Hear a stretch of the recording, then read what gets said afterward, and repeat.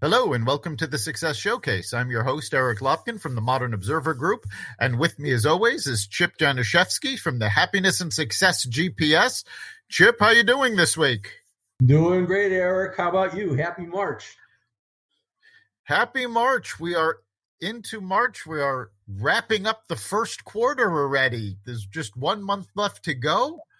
It's amazing how quickly the year is going, and finally the snow up in the Northeast is starting to melt.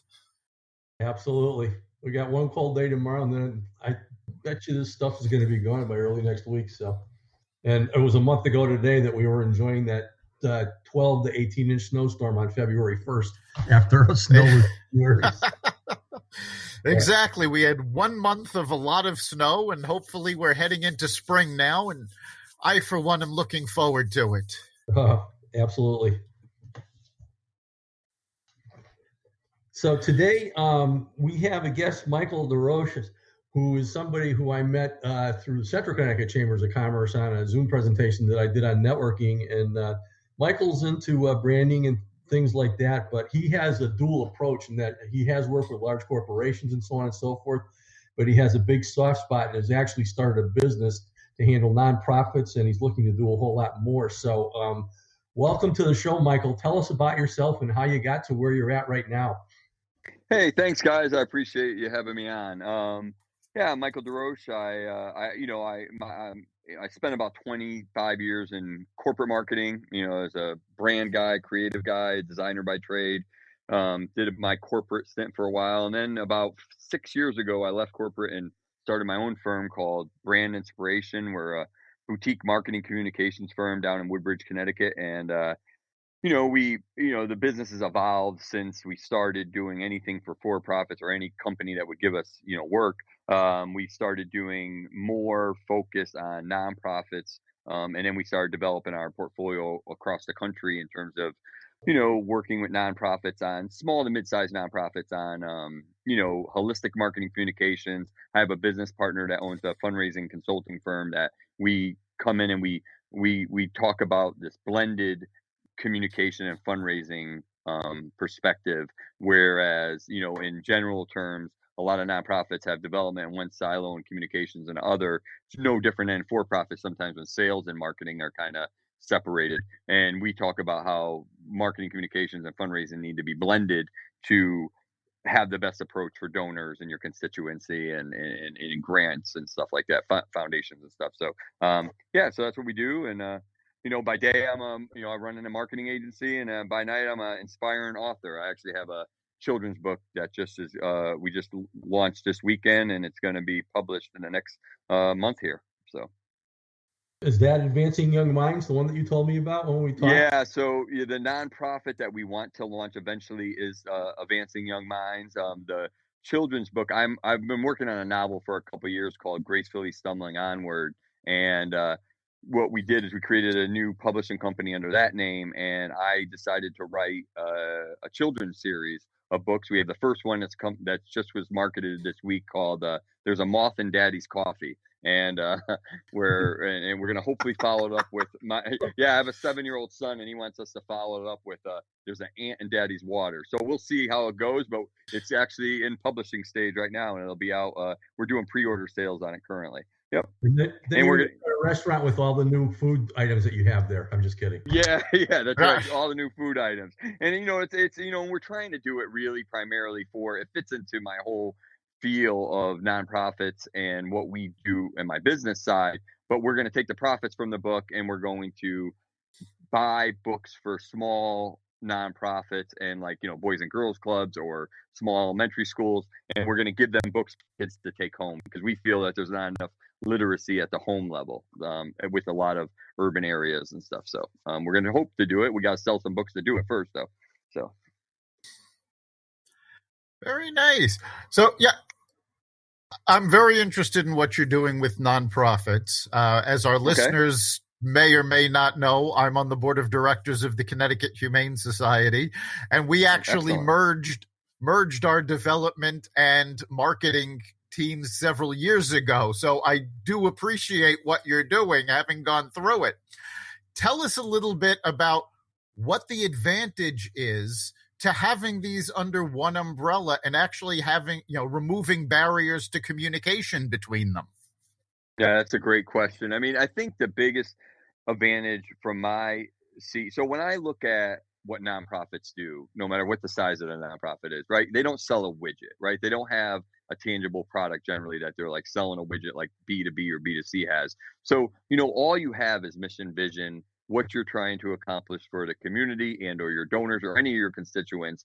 And so, from our side, all good development starts with a great case for support, right? The answer to question why someone in the community and or a donor or a major gift donor or a foundation should care enough to give you funding, right? I mean, so at the end of the day, you could be, putting in wells, you can be fighting cancer, you could be doing a million different things a nonprofit may do, and there's lots of them, of course, as you know. But at the end of the day, you have to start with the case for support, and to get to a great case for support, you need the idea of being able to tell your story in an eloquent way across multiple channels all the time, and it always has to tie back to the case for support. Is we start with the case, and that's really a lot to do with the fundraising development mind of my partner John Canine. But then my team comes in and says, okay, listen, after we talk to stakeholders, after we do focus groups, after we start to think about why donors give you money currently, or why how much benefit you provide through the services your nonprofit provides to the community, then how do you tell that story? So we feel that, and we see it all the time, that the first thing that happens is that even the executive directors of the nonprofit or the board members of the nonprofit, they think they have a definite idea of why they matter, the nonprofit matters. But generally speaking, after the focus groups and after asking a lot of questions, the donors have a different position, or the volunteers, or why it matters to them. And so that first part literally can change the entire brand experience of a nonprofit to their outbound market, and the way people, and maybe even changes the services they provide based on feedback. And then it's just about the case for support. It's about marketing channel execution. So, I think it's a big deal to blend the two. No different than in for-profits with sales and marketing being combined at the hip. Yeah, I think most people don't really think about how nonprofits really are businesses. They need to operate as a business. The difference is, they're running on donations rather than product sales. But right. The way they operate, it's very much like a business, except ultimately a nonprofit's big goal is to put itself out of business and solve the problem. Right. Right. It is need to be run like a business. And a lot of them, I mean, so many nonprofits that I run into, and folks that are on boards like yourself or lead boards, like, and, they all get that. Like the executive directors are very savvy. Their communication channels discipline has been very savvy. I mean, you see most nonprofits have pretty good pulse on their social media channels and or what they're putting out, maybe if they're doing a podcast or what they're putting out in white papers or blogs but sometimes, and I see this all the time, is that they forget about how important the case is, right? The actual why they matter. And it gets kind of distilled down over the years, right? Volunteers might say certain things about the nonprofit versus board members versus, their social media manager or whatever. But at the end of the day, the more disciplined, the executive director can be with his or her team and the board, it will prove results, because that's what good for-profits do, right? They're very disciplined with brand communications, and that term, in nonprofits doesn't get used a lot. Brand experience, brand narrative, stuff like that. What we try to convince them of is that you're a brand just like anyone else. I mean, now you're not selling a product per se, but the experience the community, a volunteer, a donor, a board member has with your organization is just as important, and probably more important, because you are dependent on revenue from donors. Yeah, I imagine. Go ahead, Eric. I was just going to say that's so important to remember, is that nonprofits live and die by the support of their donors, and they have to get that message across to them, even more so than a for-profit. A for-profit, somebody can pick up a product or use a service on a whim and go, oh, this is pretty good. But for a nonprofit, it's all about the mission and getting that message out to the donors. Agreed. Yeah, and I would imagine that it's been quite the past year for you since COVID hit, as far as, obviously logistics, as far as handling the nonprofits, kind of coaching them through things, reinventing new ways to raise money because all the events are going away and that kind of stuff. Tell us about how 2020 into 2021 has been for you so far, as your focus, and what new outside the box things you're doing with your clients, and how are they hanging in there? Yeah, they're hanging in pretty good. I mean, we have had to, candidly change some things. Every business consultant agency has had to think about, putting COVID clauses in contracts or, especially for some of the larger mid-sized nonprofits where we had to really look at what they were doing come April on, right? So we knew that obviously in the fall, they'd be starting annual appeals, their end of a year appeal programs. We also knew that, like, one of our clients in Chicago does a national walk that literally was supposed to be in May, right when when everything was shut down, and they do 50 sites across the country, and we had to totally rethink that with them. They decided to, do it entirely virtually and that was a big thing, right? Do it virtually on an app. They had a company do an app. We didn't do it. They had a company do an app where, they were able to still mimic what the walk would, the community part of the walk was hard to replicate, but they were able to do it a lot. But, obviously donations on the walk and having all those different communities across the country on one day and 50 sites was lesser in terms of the impact of funding, but they were able to get through it. Their annual appeal was pretty successfully because, their community really needs the support and understands how well they do. But then you have other clients where they had to change their whole way of doing business. We have one of our clients that was doing an event in the fall for the elderly community, and normally they would be going to senior centers, and they would have people on site telling them about Medicare and stuff like that, but that couldn't happen, right? So we had to reinvent, how do we reach these same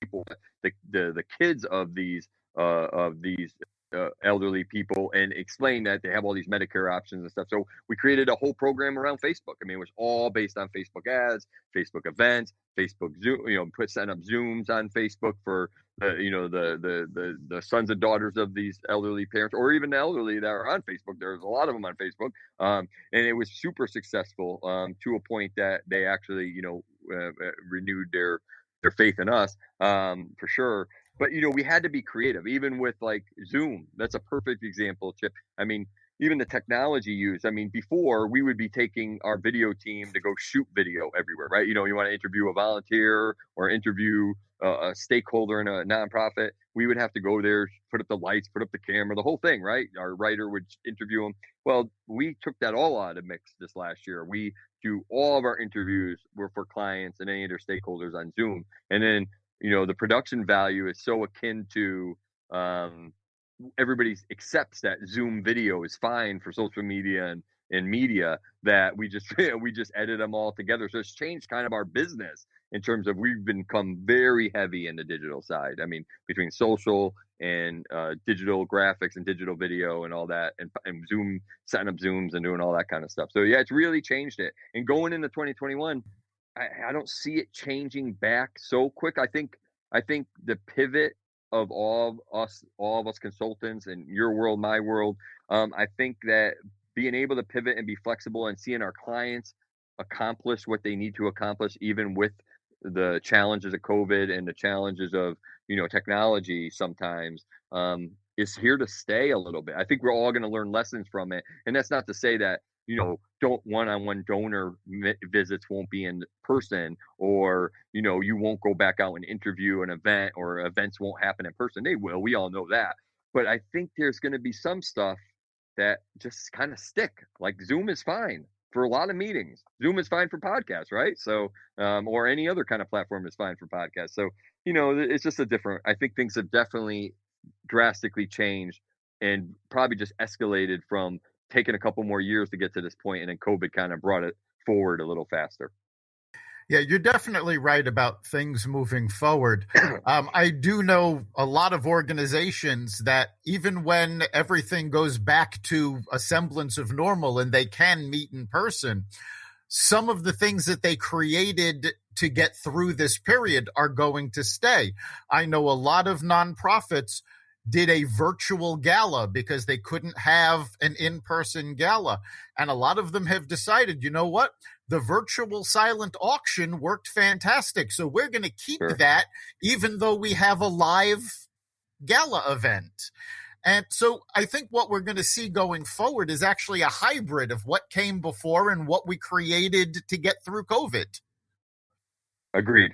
Totally agree with that. Yeah, we have I sit on the board like you. I sit on the board of the Boys and Girls Club of Greater Waterbury, and we're doing Thursday night. This Thursday is their. It used to be their gala, right? Live. I mean, big event, food, beverages, the whole thing. And now this year we're doing a online auction Thursday night. Yeah, And the registrations are pretty good. Yeah, and obviously talking about the way things are changing, obviously no matter what you're doing, I'm sure for many nonprofits, their revenues are way down. However, because we are now in the Zoom age where there are no travel logistics and you can do things anytime and whatever, we have built-in cost saving just by doing things this new way because they're so easy to do. And so I think that's one big benefit. As Eric said, which I'm sure is the way it's going to be, is there is going to be a hybrid moving forward because a lot of people out there, even though things are getting better, are going to be a little bit leery about going out again. And other people are going to be lazy and not want to go out because they're lazy, but you're still going to have people that want to go, the physical events and stuff like that too. So it's going to be a mixture. And as you said, I mean, what this has done is forced us all to realize what we've had at our fingertips for the last few years, but really haven't used until now. Agreed. I totally agree with that. And I think it will, couldn't agree with you guys more in terms of the hybrid. I think there'll be a blend like in anything else. And, I guess we'll just see where it goes. And, in terms of donors and, I think that people are still donating, right, to their nonprofits that feel important to them. But I also think, that people are taking a kind of a self-awareness check of what is important to them, right? There's some of the nonprofits they may have given to in the past not as important to them as it was before. It's still an important nonprofit. They still do great things probably for their community or for their constituents, but you trying to take a personal assessment. I think that a lot of individuals that have been with their families for a long time now, working from home, or kids remote learning and everything else like that. I think that they are just are taking stock of what's important to them and what's not in terms of where they're going to put their philanthropic dollars. And I think that's something that nonprofits are going to have to be keenly aware of, because I don't think they could take any donors, and not that they do, but some nonprofits may take a donor for granted, and you just have to probably be pretty careful of that. And that's probably even more important, to be consistent with your message and why you matter. So over the course of 2020, with both your for-profit clients and nonprofits, obviously you saw a lot of pivots going on. Can you talk about some of the lessons learned over the past year and the changes that went forward? Yeah, I mean, lessons for a small boutique agency like mine for sure are, well, if we did ever take a client for granted, don't do that again. Right. So, I definitely learned that lesson, once over this year. Do a better, I think for us, we really spent a lot of time, my team and I, with our clients, just asking them a lot of questions like, okay, this is what we were doing for you before the world kind of shifted and ended in March. Right. So how can we help you get through?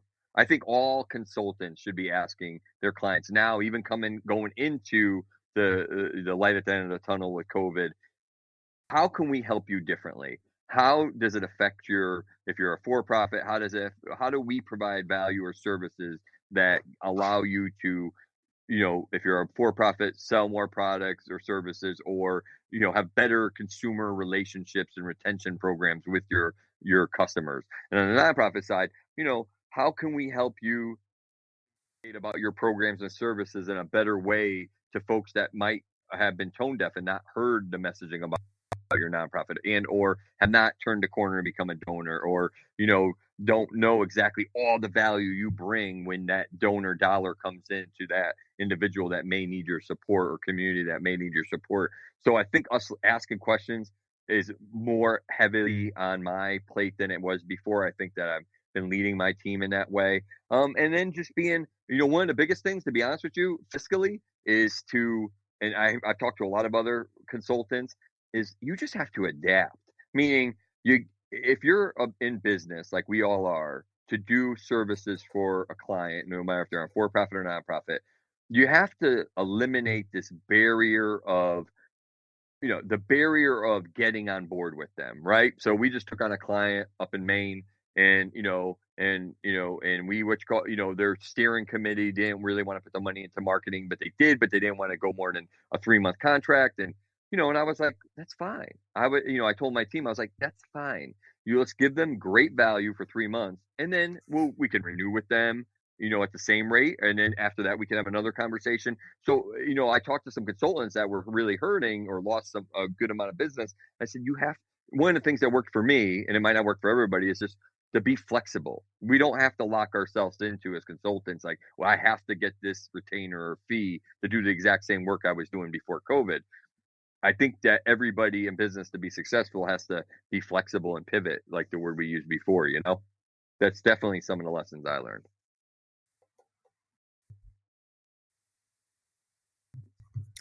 Absolutely. I mean, the ability to change is so important, the ability to adapt.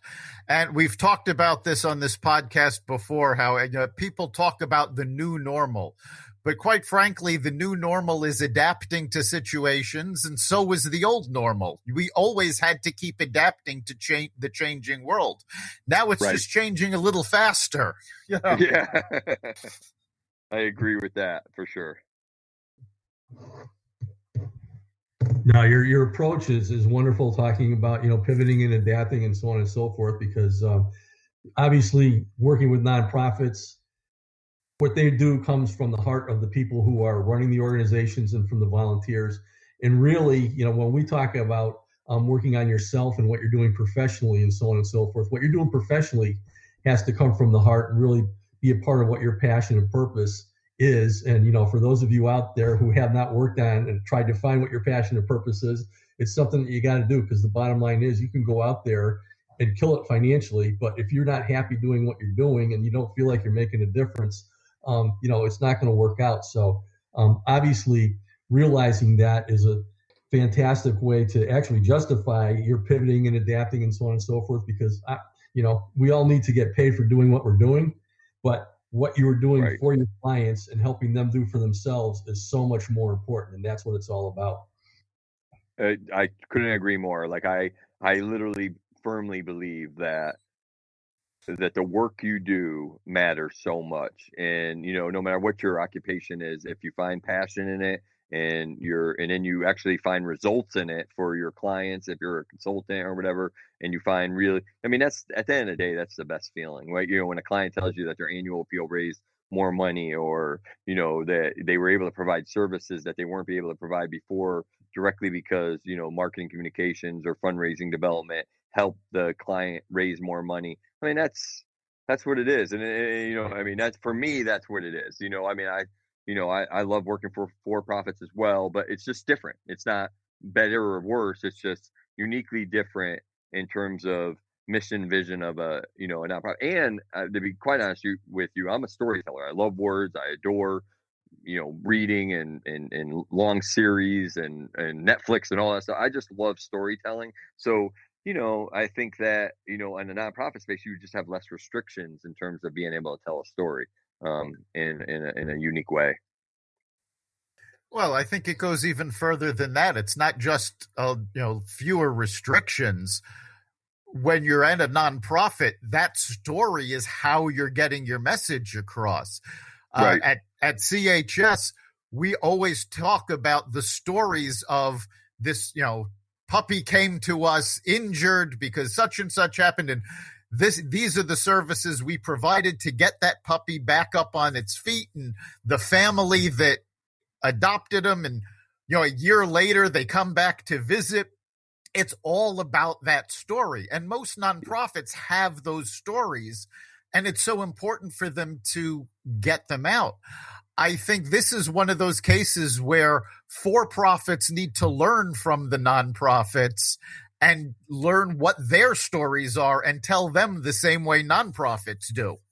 Yeah, I totally agree with that, Eric. I mean, I really think that I think that sometimes for-profits get stuck in, does everything connect back to the brand, or is this our brand mission, or or they don't tell enough stories about their people, right? The people that work in the front lines of branding at most for-profits, right? Customer service, sales, folks that work in production or whatever the case. Nonprofits do such a great job of telling the stories of the people that help support the mission, and I think that's something that sometimes gets lost in the for-profit side of things.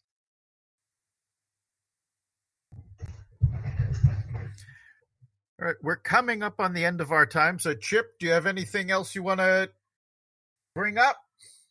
Well, I mean, I love the approach, and again, talking about nonprofits and even about people in business. What you're really doing, helping these people out, is they have their passion for doing what they're doing, and by your guiding them and helping them raise their money and plan their events and so on and so forth, you're actually helping them go home every day with a smile on their face, knowing that they've accomplished something that is well beyond themselves. And that's really what life's about. So it's been a pleasure having you on today. Oh, thank you guys so much. I really enjoyed the time for sure. And Michael, if somebody wants to get a hold of you to use your services, how can they do that? Yeah, the easiest way is just to email me, Michael, Michael, at brandinspirationonline.com. So Michael at brandinspirationonline.com. Fantastic. And Chip, what do you think is the big takeaway for this week? The big takeaway is just keep on adapting and just keep on looking within to make things happen properly. It's just onward and upward. Keep giving back. Yeah, I think for me, the big takeaway is that we're always adapting to change. You have to keep those adaptations, stop looking backwards at, let's go back to what we used to do. Pick the best of the adaptations that you've been able to make and move forward with them.